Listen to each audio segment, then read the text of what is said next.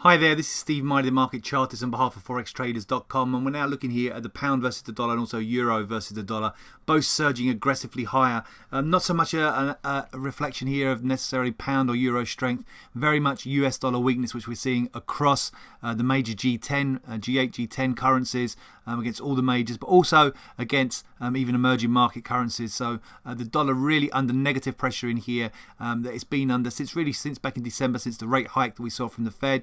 Although we're still looking for more rate hikes out of the Fed, another probably 3 this year, the anticipation for global growth is then for maybe other central banks to start playing catch up, diversification of portfolios and better growth in the rest of the global economy, playing catch up with the US, and then so for potentially for their currencies, the other economy, large economy currencies to play catch up and outperform the dollar. Certainly we're seeing that in early Q1 in here of 2018 and expecting that to continue into February. So we're seeing this surge higher in the pound, wiping out resistance in the last 24-48 hours.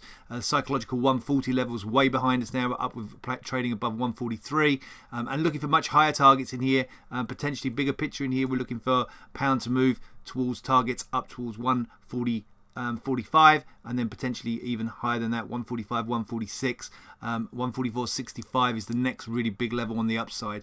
If we look at the euro versus the pound in here, similar explosion to the upside in the last 24 hours. This morning trading up to 124.53. We're looking for potential up through there for the euro as well. Looking for higher targets for the euro on a bigger picture outlook as a decent barrier up on the top side up towards 126. So looking up there, and maybe even big picture going into February, maybe further into Q1, maybe a more distant target, and maybe as high as 130 going forward. So certainly a very bullish tone for both pound and euro, a real reflection though of US dollar weakness.